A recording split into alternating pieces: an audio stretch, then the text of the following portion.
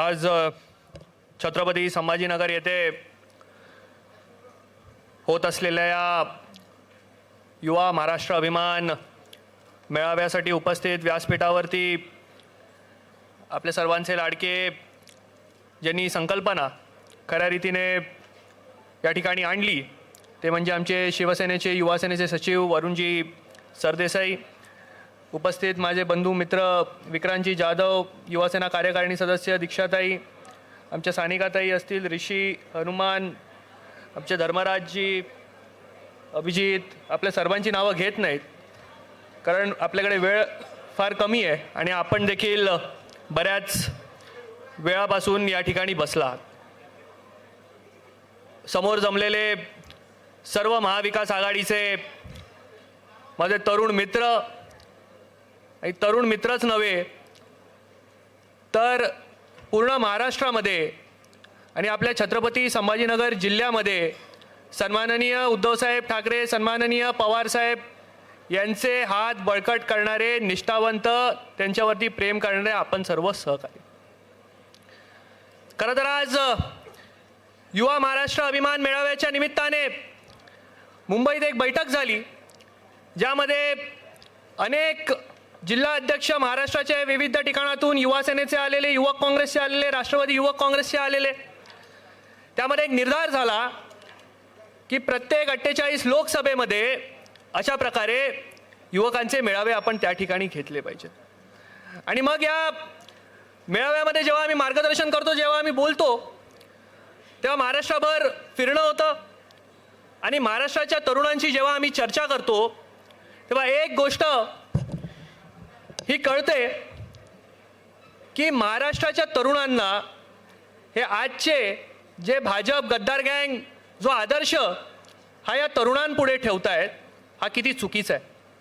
खरं तर गेल्या वर्षभरापासून महाराष्ट्रात काय घडतंय, काय चालू आहे, गलिच्छ प्रकारचं जे राजकारण सुरू आहे हे सर्व आपण लोकांनी पाहिलं असावं. त्यामध्ये कोणाचे पक्ष चोरले जात आहेत, पक्ष फोडतायत, काही ठिकाणी घराणं सोडली जात आहेत, घराणं फोडतायत. आणि मग त्यावेळेला आपण आजच्या या महाराष्ट्राच्या युवाला काय आदर्श देतोय हा देखील विचार कुठे ना कुठे या गद्दारांनी आणि या भारतीय जनता पक्षाने केला पाहिजे. पण खरं तर आज युवा सेनेचा प्रतिनिधी म्हणून, या महाविकास आघाडीचा प्रतिनिधी म्हणून अभिमान या ठिकाणी वाटतो की आज जे आमचं नेतृत्व आहे ते म्हणजे आमचे सुप्रियाताई सुळे, आदित्यसाहेब ठाकरे यांच्या नेतृत्वाखाली आम्ही जे काम करतो त्यांनी एक उत्तम उदाहरण या महाराष्ट्राला दिलंय. ते उदाहरण म्हणजे आपल्या वडिलांवरती आलेल्या संकटाला कशा प्रकारे परतावून लावलं पाहिजे हे उदाहरण आपल्याला सुप्रियाताई आणि सन्माननीय आदित्यसाहेब ठाकरे यांनी दिलंय. आणि मग जेव्हा आपण फिरतो, वावरतो, जानेवारी महिन्यामध्ये राम मंदिरची स्थापना झाली, प्रभू श्री रामांचं मंदिराची स्थापना झाली, अभिमान आहे, आनंद झाला. पण त्याच वेळेला एक गोष्ट आपल्याला आढळली असेल की आपल्या आजूबाजूला किंचाळून जय श्रीराम बोलणारे भक्त देखील आपल्याला आढळले असतील.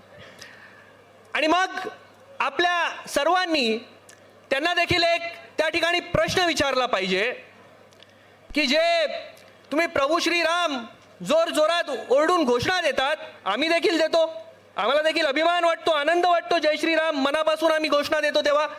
पण त्या ठिकाणी प्रभू श्रीरामांनी आम्हाला जे विचार दिलेत ते विचार आम्ही पाळतोय का ह्याच्याकडे देखील आम्ही त्या ठिकाणी लक्ष देतो. ज्या प्रभू श्रीरामांनी लंकेमध्ये जाऊन रावणासोबत युद्ध केलं, सीतामातेला त्या ठिकाणातून सोडवलं, त्यांनी आपल्याला काय आदर्श दिलाय?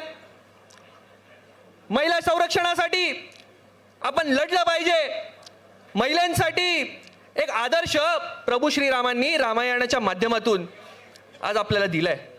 आज देशामध्ये, महाराष्ट्रामध्ये काय परिस्थिती आहे? आज महाराष्ट्रामध्ये अनेक ठिकाणी महिलांवरती अत्याचार होत आहेत, त्या ठिकाणी कोणाला बोलायचं नाहीये. मणिपूरमध्ये त्या ठिकाणी जे कृत्य होत आहे ते आपण व्यासपीठावरून बोलू शकत नाही, असं लाजिरवाणं कृत्य त्या मणिपूरमध्ये घडतंय. या नेत्यांना, भारतीय जनता पक्षाच्या एकही नेत्याला त्या ठिकाणी जायचा वेळ नाहीये. महाराष्ट्रामध्ये ज्या महिलांवरती अत्याचार होत आहेत त्यांना गुन्हे जर नोंदवायचे असतील तर जलद गतीने त्या ठिकाणी गुन्हे नोंदवले जात नाहीयेत. ही परिस्थिती आज देशामध्ये आणि या महाराष्ट्रामध्ये. आणि मग जेव्हा आम्ही महाविकास आघाडीचं सरकार असताना आमच्यासारख्या कार्यकर्त्याला त्या ठिकाणी अभिमान वाटतो की महाविकास आघाडीचं सरकार असताना सन्माननीय मुख्यमंत्री उद्धव साहेब ठाकरे हे असताना निर्भया पथक आणि शक्ती कायद्यासारखा कायदा हा अंमलात आणला आणि त्या ठिकाणी महिला सुरक्षित राहिल्या पाहिजेत यासाठी देखील त्या ठिकाणी आपण चांगले प्रयत्न केले. हे प्रभू श्रीरामांचे विचार आहेत आणि ते प्रभू श्रीरामांचे विचार आज आम्ही पुढे घेऊन चाललोय याचा अभिमान देखील मला त्या ठिकाणी आहे. आज शेतकरी वर्गामध्ये शेतकरी शेतमालाला भाव मागतोय, एक हमी भाव मागतोय, तो त्या ठिकाणी शेतकऱ्यांना मिळत नाहीये. मला वाटतं वरून जे आपण भारतीय जनता पक्षाच्या वचननामा त्या ठिकाणी आणलाय आणि त्या वचननाम्यामध्ये 2014 मध्ये जेव्हा हे सत्तेत आले तेव्हा त्या ठिकाणी त्यांनी काय म्हटलेलं की MSP म्हणजे आपण त्या ठिकाणी जो हमीभाव आपण त्याला म्हणतो त्याला MSP म्हणतात थोडक्यात, की त्या ठिकाणी शेतकरी जेव्हा शेतात राबतो तेव्हा त्याला पाण्याचं भाडं द्यायला लागतं, बियाणे विकत घ्यायला लागतात, खत विकत घ्यायला लागतं, मग त्या ठिकाणी त्याला लेबर जर ॲडिशनल लागला तर त्या ठिकाणी त्याचे पैसे द्यायला लागतात. आणि इतकं सगळं करून त्या ठिकाणी शेतकऱ्याला जो प्रॉफिट होतो तो प्रॉफिट मिळून एक तुम्ही MSP ही त्या ठिकाणी तयार करून तुम्ही शेतकऱ्यांना द्यावी. आज शेतकरी दिल्लीमध्ये आंदोलन करतोय, ते कशासाठी करतोय? त्यांना प्रधानमंत्र्यांशी चर्चा करायची आहे. त्या ठिकाणी भारतीय जनता पक्षाचा एकही माणूस शेतकऱ्यांबरोबर त्या ठिकाणी जाऊन चर्चा करायला तयार नाही. आणि मग अशी परिस्थिती असताना त्यांच्या वचननाम्यामध्ये लिहिलंय की तुम्ही MSP करायला पाहिजे. त्या ठिकाणी मोठमोठी भाषणं केली की MSP त्या ठिकाणी आम्ही सरकारमध्ये आल्यानंतर देऊ. अशा पोकळ आश्वासनांचं झालं काय याचा देखील विचार आपल्यासारख्या तरुणांनी त्या ठिकाणी केला पाहिजे. आणि मग जेव्हा आपण प्रचाराला बाहेर पडू, जेव्हा महाविकास आघाडी सरकारने केलेल्या कामांची पोचपावती आपण जी केली आहे ती आपण तरुणांपर्यंत पोहोचवण्याचं काम करू, तेव्हा आपले जे उमेदवार असतील या ठिकाणाचे तेव्हा त्यांच्यासाठी जेव्हा आपण प्रचार कराल तेव्हा शेतकऱ्यांसाठी आपण काय केलंय हे खऱ्या रीतीनं आपण त्या ठिकाणी सांगितलं पाहिजे. महाविकास आघाडी सरकार असताना सन्माननीय मुख्यमंत्री उद्धव साहेब ठाकरे असताना खऱ्या रीतीनं शेतकऱ्यांचं कर्जातून त्यांना मुक्त करण्याचं कोणी काम केलं असेल तर ते महाविकास आघाडी सरकारने त्या ठिकाणी केलं. याचा देखील त्या ठिकाणी आपल्या सर्वांना आनंद असला पाहिजे. आज छत्रपती संभाजीनगरमध्ये हा मेळावा होतोय. छत्रपती संभाजीनगर यांनी आमच्या शिवसेना पक्षाला बरंच काही त्या ठिकाणी दिलं. आणि मग 5 आमदार, 6 पैकी 5 आमदार हे त्या ठिकाणी आमचे निवडून आले. ताई आपण मार्गदर्शन करताना म्हटलं की छत्रपती संभाजीनगरमधून अनेक चळवळींची सुरुवात त्या ठिकाणी होते. अजून एक चळवळ ही आजच्या या मेळाव्यानंतर सुरू होणार आहे. ती चळवळ म्हणजे गद्दारांविरुद्ध स्वाभिमान हा जिंकूनच येणार आहे आणि त्याचा संकल्प आज आपल्या सर्वांना त्या ठिकाणी करायचा आहे. ही चळवळ त्या ठिकाणी सुरू. आज ज्या छत्रपती शिवाजी महाराजांचे विचार आपण स्मरणात ठेवून आपलं जीवन जगतो त्या छत्रपती शिवाजी महाराजांनी आणि त्यांच्या मावळ्यांनी आपल्याला काय विचार दिलेत त्याचं स्मरण आपण त्या ठिकाणी केलं पाहिजे. भारतीय जनता पक्ष, गद्दार गँग हे विचार विसरले असतील परंतु आज आपण ते विचार स्मरणात ठेवले पाहिजेत. मी फक्त एक उदाहरण सांगणार आहे. त्या ठिकाणी मुरारबाजी देशपांडे हे छत्रपती शिवाजी महाराजांचे एक शिलेदार त्या ठिकाणी जेव्हा लढाई करत होते त्यावेळेला दिलेर खान नावाच्या माणसाने, त्यांचे सुभेदार होते मुघलांचे, त्या ठिकाणी त्यांना मनसबदारी देऊ केली. मनसबदारी देऊ दिली, खिल्लती दिल्या, परंतु मुरारबाजी देशपांडे यांनी ठामपणे म्हटलं मी विकला जाणार नाहीये, मी तुम्हाला तुमच्या खिल्लती नको, मला तुमच्या मनसबदारी नको, मी छत्रपती शिवाजी महाराजांचा मावळा आहे, मरण पत्करेन पण गद्दारी त्या ठिकाणी करणार नाही. अशी निष्ठेची परिभाषा महाराष्ट्राला खऱ्या रीतीनं जर कोणी दिली असेल तर ते छत्रपती शिवाजी महाराज आणि छत्रपती शिवाजी महाराजांचे मावळे. आज महाविकास आघाडीचे तुम्ही जे तरुण मित्र या ठिकाणी जमलात त्यांचा आज या व्यासपीठावरून आज खरंतर मी त्या ठिकाणी मला गर्व वाटतं की आपण ही निष्ठेची परिभाषा आणि महाराष्ट्राची संस्कृती त्या ठिकाणी आपण पुढे घेऊन जातात याचा अभिमान देखील आज या ठिकाणी मला वाटतो. आणि मग जेव्हा मी रायगडला होतो त्या ठिकाणी मार्गदर्शन सुरू होतं आणि त्या ठिकाणी हा मुद्दा मी आवर्जून मांडलेला आणि मला तो या ठिकाणी पण मांडायचा आहे की आपण जानेवारीमध्ये जेव्हा प्रभू श्रीरामांच्या मंदिराची स्थापना झाली तेव्हा आपण सर्वांनी पाहिलं असाल, तेव्हा एक व्हिडिओ त्यासोबत फिरला की जे शंकराचार्य होते त्यांनी एक आपलं निरागस मत या प्रभू श्रीरामांचे मंदिर जे बनत होतं त्याच्यावरती आपलं एक निरागस मत मांडलं. आणि मग भारतीय जनता पक्षापासून सर्वांनी त्यांचा एक विरोध सुरू केला की त्यांना बाजूला केलं. एक मला भीती वाटली, त्यांना तर निमंत्रण देखील त्या कार्यक्रमाचं त्या ठिकाणी दिलं नव्हतं. एक भीती देखील वाटली की हे शंकराचार्य होते, त्यांच्याकडे देखील साधू संतांची मेजॉरिटी त्या ठिकाणी आहे. आमचा त्यावेळेला पक्ष चोरलेला, चिन्ह चोरलेलं. मला वाटलं की साधू संतांना एकत्र करतील, निवडणूक आयोगाकडे जातील आणि शंकराचार्यांनाच बाजूला करतात की काय. ही परिस्थिती आहे, हे देशात आहे, महाराष्ट्रात आहे आणि ही भीती त्या ठिकाणी आहे.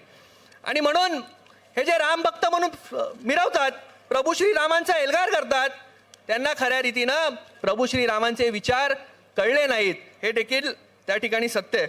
आणि म्हणून तुमच्या माझ्यासारखा एक युवक तरुण कवी आहे भूपेंद्र सिंग नावाचा, त्यांनी एक कविता या आजच्या या हिंदुत्वाचे जे खोटे प्रचारक आहेत त्यांच्यासाठी लिहिली आहे.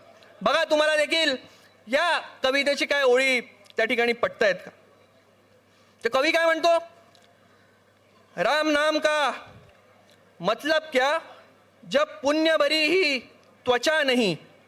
काय म्हणतो कवी, राम नाम का मतलब क्या जब पुण्य भरी ही त्वचा नहीं, जब वर्तमान में सत्य राम का कण भर भी कहीं बचा नहीं. जब वर्तमान में सत्य राम का कण भर भी कहीं बचा नहीं. जब व्यक्ति बजरंगी से बढ़कर भक्त बना मंडराता है. जब व्यक्ति बजरंगी से बढ़कर भक्त बना मंडराता हो, जो राम बने बैठे रावण को ही फिर धोख लगाता हो. जो राम बने बैठे रावण को फिर धोख लगाता हो. जहां झूठ रोजाना टीवी पर सच्चाई को झुठलाता हो. जहां झूठ रोजाना टीवी पर सच्चाई को झुठलाता हो और लंका कहकर आग राम की कुटिया में लगवाता हो. आग राम की कुटिया में लगवाता हो. ही सत्य परिस्थिती आज त्या ठिकाणी देशात आणि महाराष्ट्रात आहे. आणि म्हणून आज महाविकास आघाडीच्या या युवा कार्यकर्त्यांच्या मेळाव्याने आपल्या सर्वांना एक विनंती करायची आहे की ही जर परिस्थिती आपल्याला बदलायची असेल तर तरुणांमध्ये ती ताकद आहे की परिवर्तन आपण घडवू शकतात. त्या परिवर्तनासाठी खऱ्या रीतीने आपल्याला काम करावं लागेल आणि असं उत्तम रीतीचं काम आपण सर्व त्या ठिकाणी मंडळी जमलेले कराल अशी विनंती करतो. जाता जाता फक्त इतकंच म्हणेन की या संविधानाच्या लढाईसाठी आपल्या सर्वांना एकत्र आलं पाहिजे. ही लोकशाही वाचवण्यासाठी आपल्या सर्वांना एकत्र यावंच लागेल. कारण जेव्हा आपण या हातांनी क्रांतीची मशाल हाती घेऊ तेव्हाच आपली विजयाची तुतारी नक्की डौलानी वाजेल आणि आपला महाविकास आघाडीचं सरकार पुन्हा एकदा या महाराष्ट्रात आणि देशामध्ये येईल असा विश्वास या ठिकाणी व्यक्त करतो आणि थांबतो. धन्यवाद. जय हिंद, जय महाराष्ट्र. एबीपी माझा, उघडा डोळे बघा नीट.